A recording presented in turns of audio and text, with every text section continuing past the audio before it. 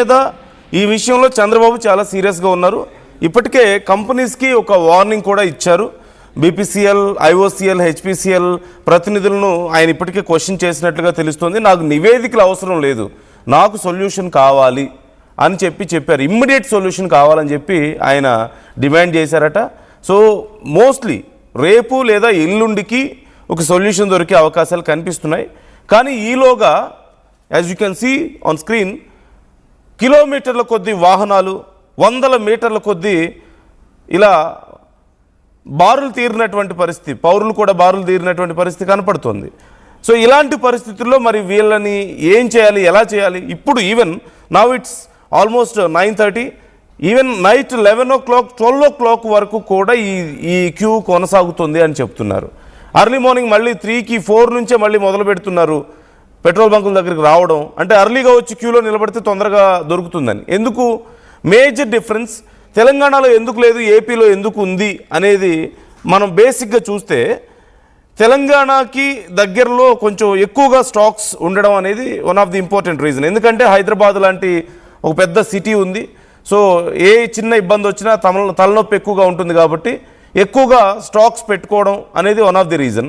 At the same time ఏపీకి అలాంటి major సిటీస్కి అంటే డిస్ట్రిబ్యూషన్ తక్కువగా ఉండడం, కాన్సన్ట్రేటెడ్ డిస్ట్రిబ్యూషన్ అనేది ఎక్కువగా లేకపోవడం, కొంతవరకు ఇప్పుడు ఇలాంటి పరిస్థితుల్లో ప్యానిక్ బయింగ్ అవ్వడం వల్ల ఎక్కువ స్కేర్సిటీని క్రియేట్ చేస్తున్నటువంటి పరిస్థితి కనపడుతుంది. సో దాంతోపాటుగా తెలంగాణతో పోల్చుకుంటే ఏపీలో, తెలంగాణలో ఎక్కువగా ఈ పట్టణ ప్రాంతాలకి సప్లై ఎక్కువగా ఉండడంతో కాన్స్టెంట్ సప్లై అనేది ఉంటుంది. అంటే సడన్ బూస్ట్ అనేది ఉండదు బయింగ్లో కానీ లేదంటే డిమాండ్లో అయినా సరే. కానీ ఏపీలో ఎక్కువగా పంటల సమయం వచ్చింది అంటే పంటలు వేసే సమయంలో లేదంటే పంటలు కోతల సమయంలో కానీ ఇలాంటి సమయాల్లో చాలా ఎక్కువగా ఉపయోగిస్తారు. ఎందుకు? వరి కోతలకి మెషిన్స్ ఖచ్చితంగా ఉపయోగిస్తున్నారు ఎక్కడైనా. సో వాటన్నిటికీ డీజిల్ ఉపయోగించాలి. మరోవైపు కొన్ని చోట్ల పంటలు వేయడం మొదలుపెడుతున్నారు. సో అలాంటి చోట్ల ఇప్పటికే జనరేటర్స్ కానీ మోటార్స్కి వీటన్నిటికి కూడా చాలా పెద్ద ఎత్తున డీజిల్ అవసరం ఉంటుంది. సో ఏపీలో ఇలాంటి పరిస్థితుల్లో సడన్ ఫ్లక్చుయేషన్ అనేది కనిపిస్తుంది డిమాండ్లో. సో దీన్ని రీచ్ అవ్వడం అనేది ఇప్పుడున్న పరిస్థితుల్లో కష్టమైంది. ఎందుకు? సప్లై చాలా లిమిటెడ్గా ఉండడం అండ్ స్టోరేజ్ చాలా తక్కువగా ఉండడం, వీటితో పాటు కంపెనీస్ నుంచి షెడ్యూల్స్ మారిపోవడం, పేమెంట్స్ విషయంలో డిమాండ్ పెరగడం, వీటన్నిటి వల్ల ఒకదానికొకటి అన్నీ కలిసి వీటన్నిటితో పాటు మేజర్గా panic buying is one of the biggest reason. ఇప్పుడున్న పరిస్థితుల్లో ప్రజల అవసరానికి తగ్గట్లుగా కనుక తీసుకువెళ్ళినట్లయితే ఇంత ప్రాబ్లం ఉండేది కాదు. మళ్ళీ దొరకదేమో రేపటికి, ఎల్లుండికి, నెక్స్ట్ 1 week అవసరమైన డీజిల్ కూడా చాలామంది కొట్టించుకుపోతున్నారు. సో దానివల్ల వెనకుండే వాళ్ళు వెయిట్ చేయాల్సిన పరిస్థితి తక్కువైపోతుంది, తొందరగా అయిపోతుంది ఉన్న స్టాక్ కూడా. సో ఈ పరిస్థితి నుంచి బయటికి పడాల్సిందే ఎట్టి పరిస్థితుల్లో. అండ్ ఐ డోంట్ నీడ్ ఈ డీటెయిల్స్ డాక్యుమెంట్స్ కాదు నాకు కావాల్సింది, ఐ నీడ్ సొల్యూషన్ అని చెప్పి ఇప్పుడు చంద్రబాబు చెప్తున్నారు. మరి కంపెనీస్కి వార్నింగ్ ఇచ్చారు. Companies are ready to discuss. వాళ్ళ ప్రతినిధులు ఇప్పటికే మాట్లాడుతున్నట్లుగా తెలుస్తోంది. సో ఈ క్రెడిట్ రొటేషన్ విషయంలో ఎలాంటి నిర్ణయం తీసుకుంటారు, ఇవన్నీ కాకుండా ఇమ్మీడియట్గా స్టాక్ని రిలీజ్ చేయాలి అనేది ఏపీ డిమాండ్గా కనపడుతుంది. ఇక్కడ మీరు రెగ్యులేషన్స్ తర్వాత మార్చుకోండి, లేదంటే డిస్కస్ చేసుకున్న తర్వాత ఏదో ఒకటి చేద్దాం. But we need immediate stock to reach demand.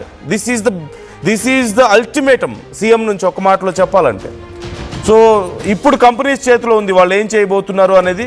And of course comparatively ఏపీతో పోల్చుకుంటే తెలంగాణలో అవుట్లెట్స్ ఎక్కువగా ఉన్నాయి. సో అది కూడా వన్ ఆఫ్ ది రీజన్ అంత ఎక్కువగా సమస్య లేకపోవడానికి. ఏపీలో అవుట్లెట్స్ డిస్టెన్స్ ఎక్కువగా ఉండడం, కాన్సన్ట్రేటెడ్ అవుట్లెట్స్ అనేది లిమిటెడ్గా ఉండడం అనేది వన్ ఆఫ్ ది రీజన్గా కనపడుతుంది. So try to comment your opinions. Chandrababu ఇచ్చిన వార్నింగ్కి ఇప్పుడు కంపెనీస్ రెస్పాండ్ అవుతాయని మీరు అనుకుంటున్నారా? ఈ రానున్న 2 రోజుల్లో ఎట్టి పరిస్థితుల్లో ఈ ప్రాబ్లం సాల్వ్ అవ్వాలి అని చెప్పి చంద్రబాబు చాలా సీరియస్గా చెప్పినట్లుగా తెలుస్తోంది. మీకేమనిపిస్తుంది? Or do you really think మరొక రానున్న 2-3 రోజులు ఈ సమస్య పెరుగుతుందని కూడా కొంతమంది అంటున్నారు? అంటే ఇప్పుడు ఈ వార్తలు నిన్న ఇవాళలో సమస్య ఉండడం అనేది ఒకటైతే, ఈ వార్తలు ఎక్కువగా వినడం, మరోవైపు ప్రజల్లో చర్చ ఎక్కువ అవ్వడం వల్ల ప్యానిక్ ఎక్కువైపోయి ఈ సమాజంలో, దానివల్ల ఇంకా ఎక్కువ ప్యానిక్ బయింగ్ జరిగి ఈ సమస్య పెరిగే అవకాశం ఉందా? ఇంకా ఇప్పుడున్న దానికంటే పెరగబోతుందా 2 రోజుల్లో సమస్య?